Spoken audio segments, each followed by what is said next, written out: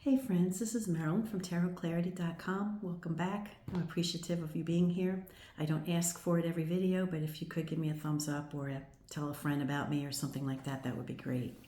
Today's video, I'm kind of still going along on the theme that I started a few videos ago about like hybrid decks, decks that feature, the suits as well as a picture.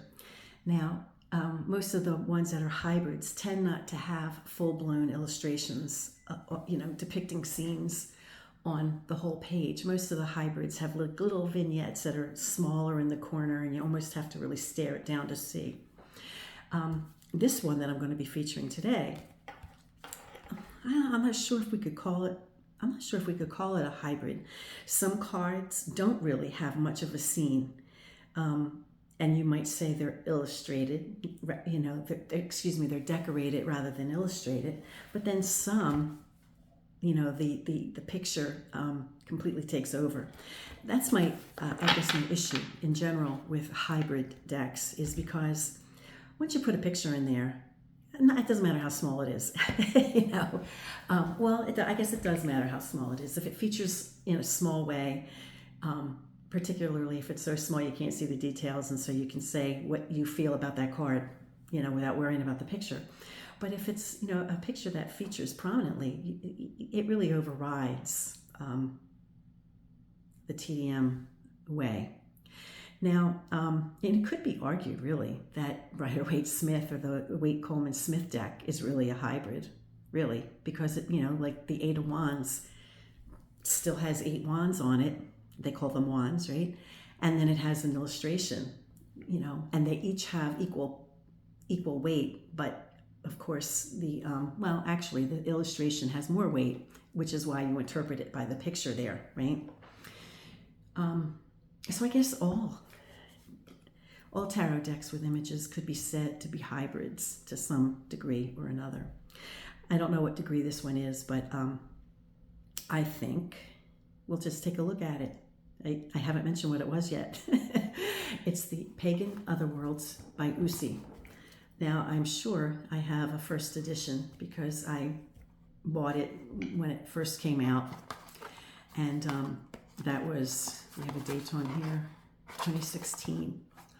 And I never broke the seal. I opened it from the bottom. The seal says first edition. Now, I never got a book with this. I never saw a book. So there's no little white book or anything like that. So I'm going to show this deck. And bear in mind, I think they're up to their 6th edition already. So I would presume that every time they do a new edition, they've changed something, or they, added something, or taken something away, or they made an adjustment to something. So I'd be very interested to know what, if any, change. They might just be reprinting it as the stock runs out, from the previous year, and then it just becomes a later year. But going on the possibility that every time they do a new edition, they take the opportunity to tweak it, I'd be very interested to know what tweaks there have been. Now, at the time when I purchased this, I got this cute little UUSI bag. And like I mentioned, the box with the seal, a beautiful box, actually. It's like gold, almost gold leaf paint. It's really a very beautiful box. It looks like some kind of gold leaf application there. And, a beautiful pattern. I appreciate, even if it's a tuck box, number one, I appreciate that it's not a waste of paper. And I hate those big overblown packages, just big enough to, house your deck, right? And sturdy enough. So there has to be some integrity to the box. I'm not saying that it can't be a nice sturdy box, but it doesn't have to have, plastic inserts and all that kind of stuff. So it came with this box and just with this bag. It also came with a few additional cards, which I loved. And when I first got it, I just laid them out on my table in front of me, just as a visual reminder of the phases of the moon. I'll show these too. I'll start with the phases of the moon. And then, of course, the deck of 78 cards. Let me flip the camera and we'll get started. Now, I don't have these moon cycle phases of the moon cards in any kind of order, so it's just very random, so it's not in a cyclic order. But here we have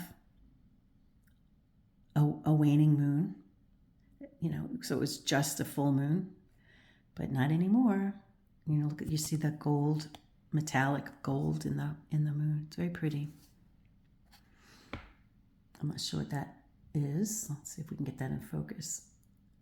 It's just some kind of mark, some kind of printer's mark.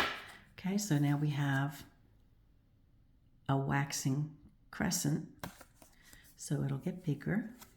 We have a full, we have a new, we have a half moon, and we have the Seeker's card. We have a Seeker's card, which is a card that some people use. I know Atea did and others did, where you, and when I was coming into tarot, this is what the Seeker card or the Significator card meant at that time. It may have changed, and it may have, modern people may have a different take on it, but nowadays it was, this card kind of represented the individual, and you could lay a card that represented the individual, maybe put it in the center of the spread and put cards around it. There were things you could do, but but this card represented the querent, which is what the occultists called the seeker or the client. Okay, let's get started here. So there's no, anything, no gilding on the side, right? The back is like the box, really beautiful.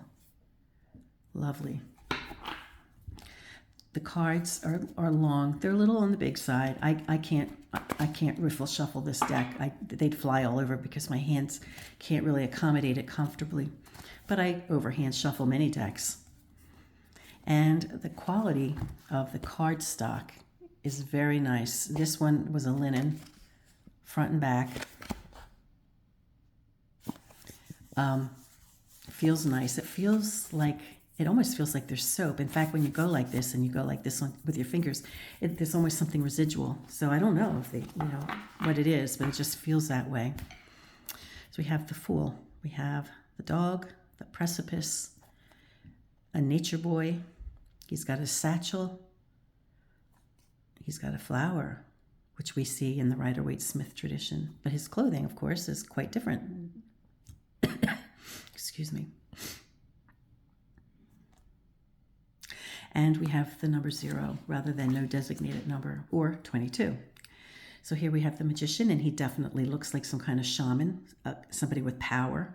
So we wouldn't get the Marseille idea, or the Pip idea of a charlatan or a street vendor or a juggler or some, a street performer or something like that. So we definitely have someone who ascribes to power. The modern day language, the High Priestess. And she's got her phases of the moon dangling on her as a book, maybe as a bookmark. She's got roses. She's barefoot.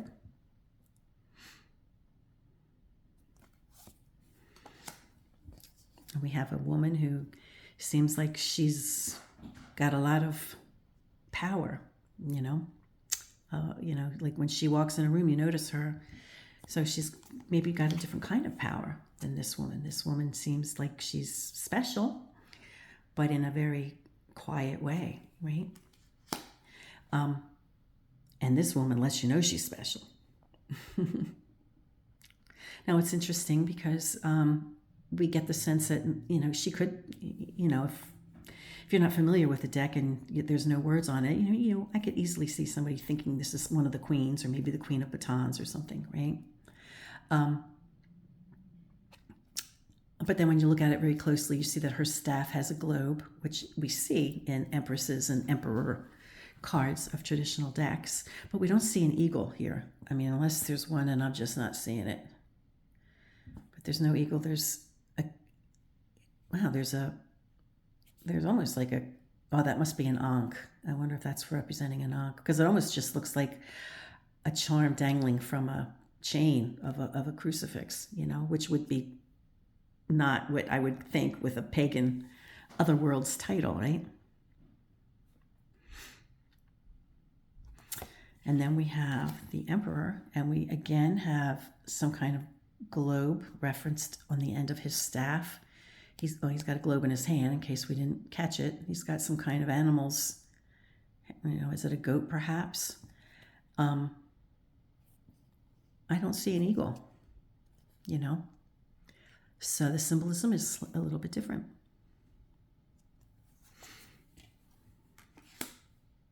The holy man, the Hierophant in this deck.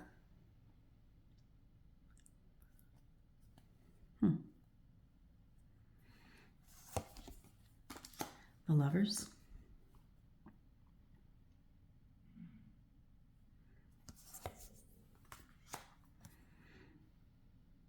Chariot.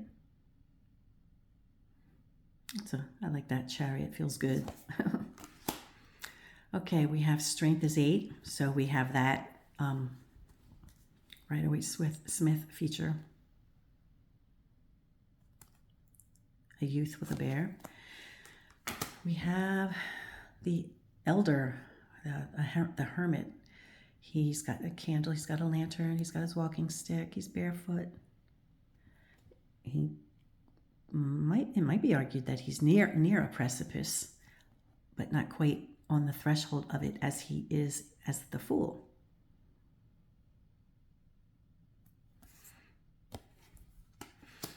What a lovely Wheel of Fortune. That's real nice. You know, that sometimes I see people discussing in forums, you know, what's your least favorite card in a deck, you know, and I have two.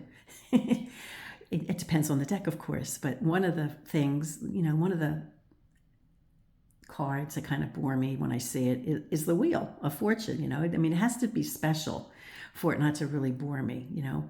And the other one is the World card with the mandala, you know, and the Christ-like figure, or the living soul, you know, of the female, you know, figure in the mandala.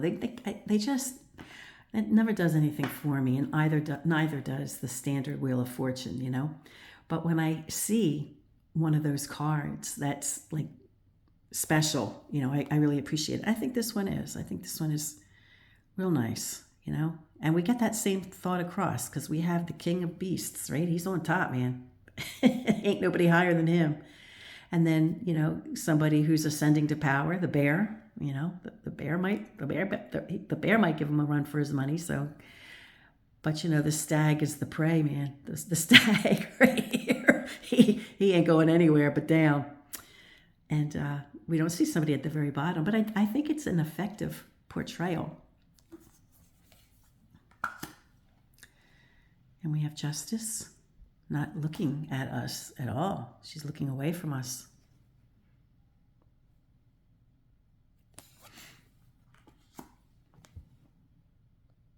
Now this guy, yeah, he's awake, okay.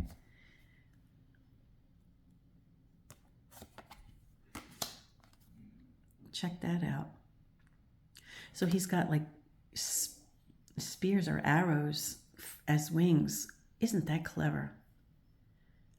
That's really something. And he's got his scythe and his black banner. Wow. And a hand holding a flower, and people who have been mowed down. Temperance. The Devil.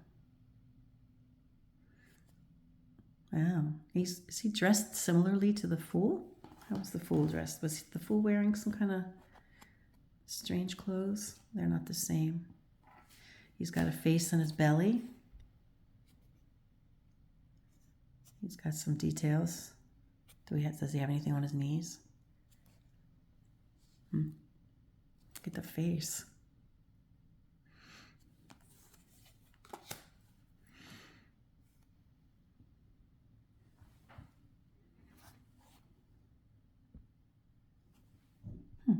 I'm not sure what's going on here.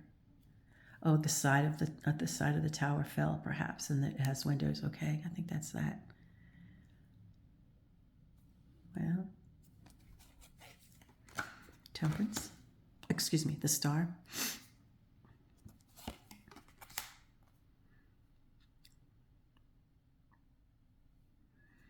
Beautiful. And here we have the ingredients.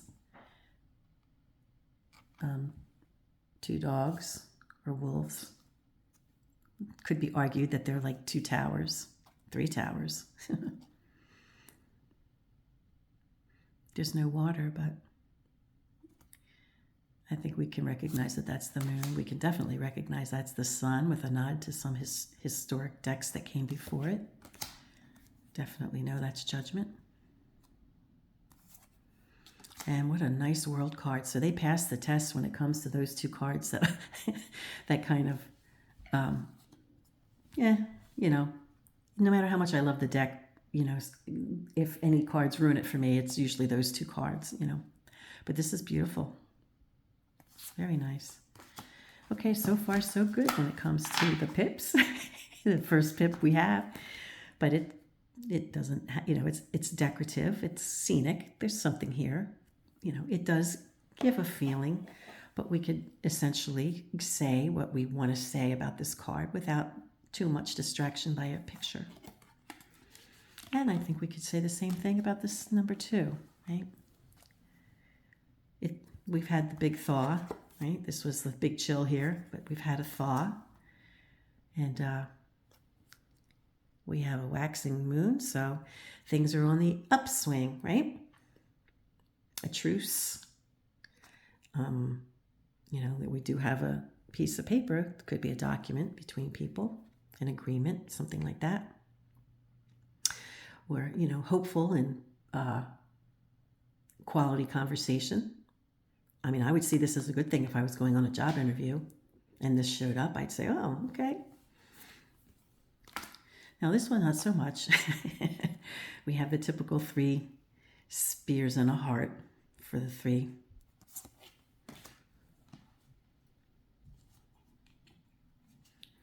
And 4, we don't have anyone laying on top of, we don't have an effigy on top of a grave, but it looks like maybe somebody fell at this point, Something happened to someone at this point.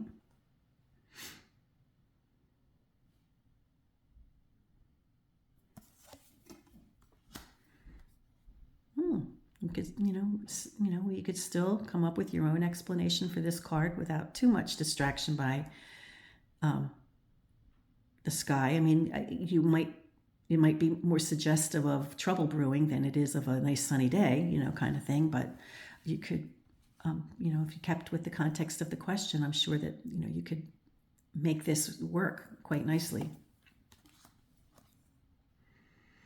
And we have the choppy water on one side and the calm water on the other, with the 6 swords without people.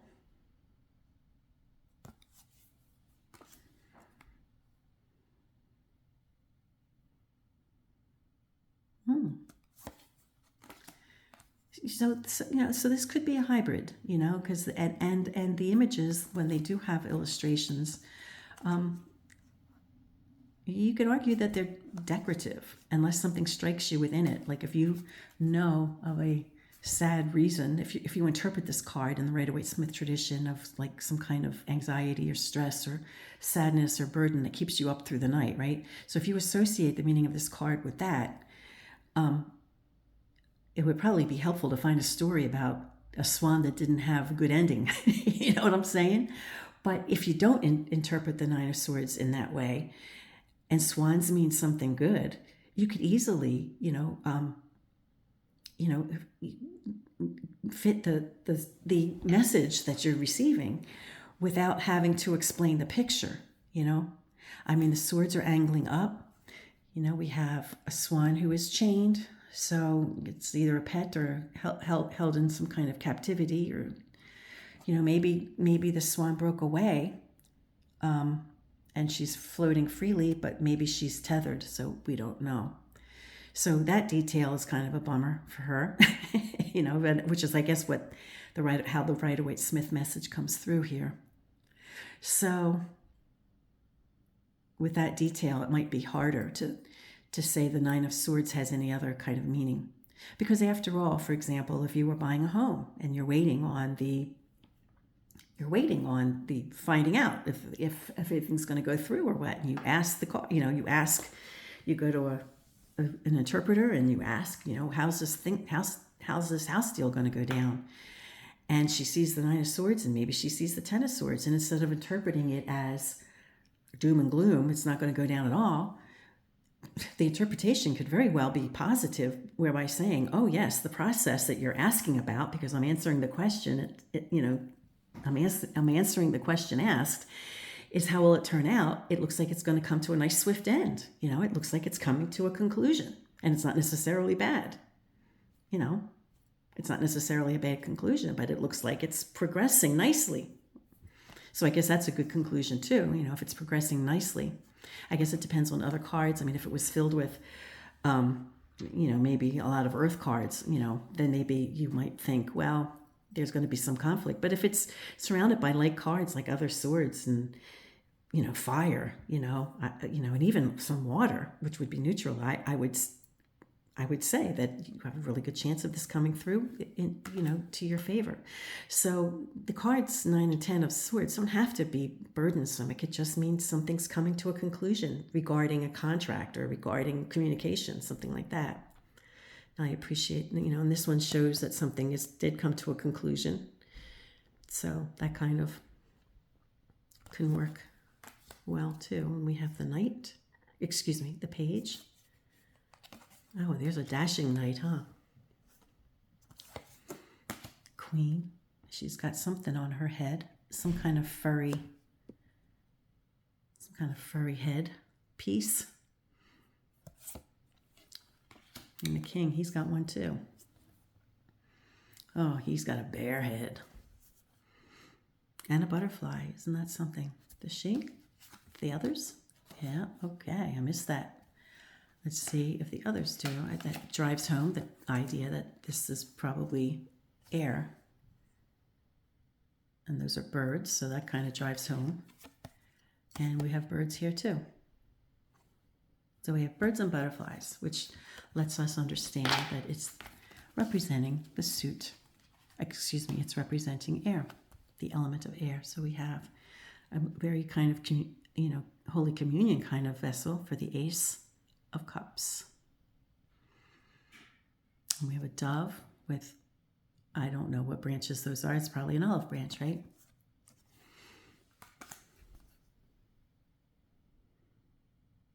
So we have, this is interesting. We have the Two of Cups. You can read it how you read it. The picture itself isn't going to get too much in the way. But if you're trying to drive home the idea of like a balance between things, this might be a good way to show it. You take away any of the rocks, between them, and it collapses, right?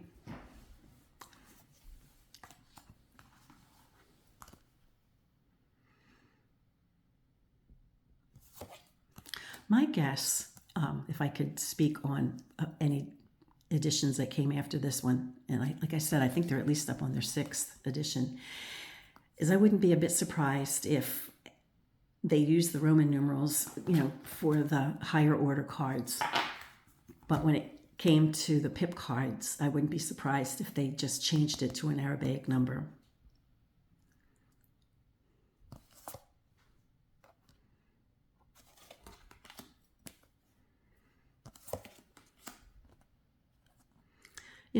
I think, you could read this in the Marseille tradition without a whole lot of distraction. And look at this too, the V of the 7 cups almost becomes like an arrow. So, it could direct your attention to what's underneath it more than what's on this card, right? The function of the card in a, TDM or a pip style reading, the function of the card could be to direct your attention to something that you need to pay attention to. Because remember, we don't do reversals, so we pay attention to pattern.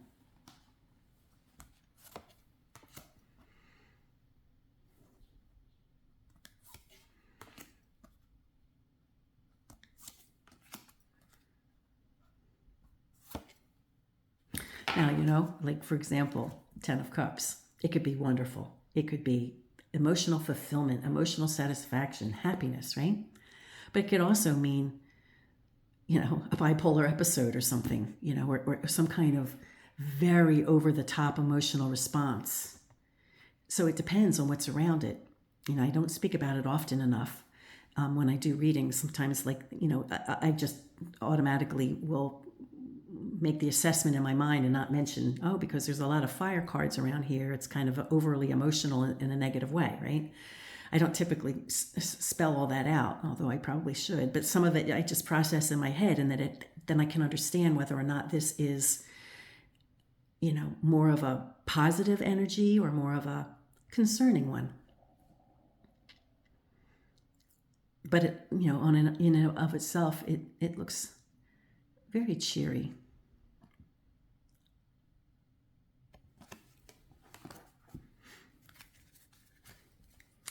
And we have the Page, the Knight, the Queen, the King. Wands, they call them wands. Definitely gives a feel. You know, we definitely get a feel for what the card or the mood suggests. But I think you could, okay, now here we have like the laurel wreath, so there has to be some kind of, you know, victory or something. However, you know, the six is a perfect number, so that would be in keeping with how you would interpret the number 6 anyway, or you may not. I'm sorry, but some people might, and I do. But these, you know what? I'm going to pull this out and start using it, I think. I think I am. Because I don't know why this just ended up in the drawer somewhere. I really don't. And okay, we have pentacles rather than coins.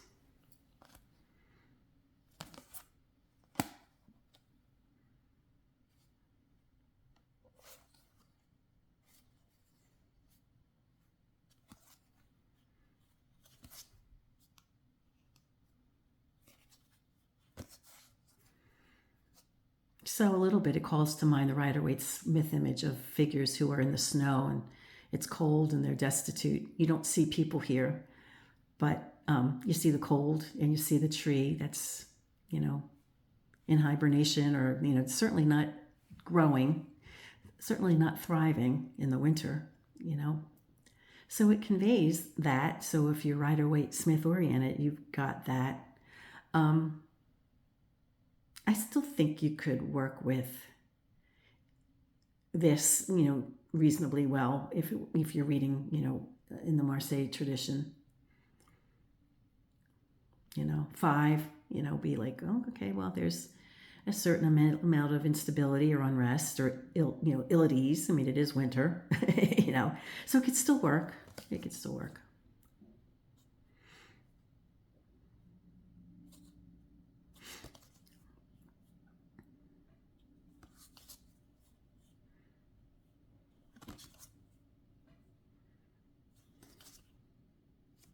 Yeah, this is a nice deck. So, you know, I hope you enjoyed this video. I realize that, as I mentioned, this is the first edition, so it may look different than many of the ones that some of you may have, and I really would like to know what differences were made as they republish the deck. Did they keep it the same, or did they make changes? You know, if they made one change, I'm just betting it's on the pips to give Arabic numbers rather than the Roman numerals, and then to keep the Roman numerals for the higher order triumph cards. Well, I certainly hope, let me flip the camera. I certainly hope you enjoyed this video, and I kept it under a half an hour. Until next time, friends, peace and stay well.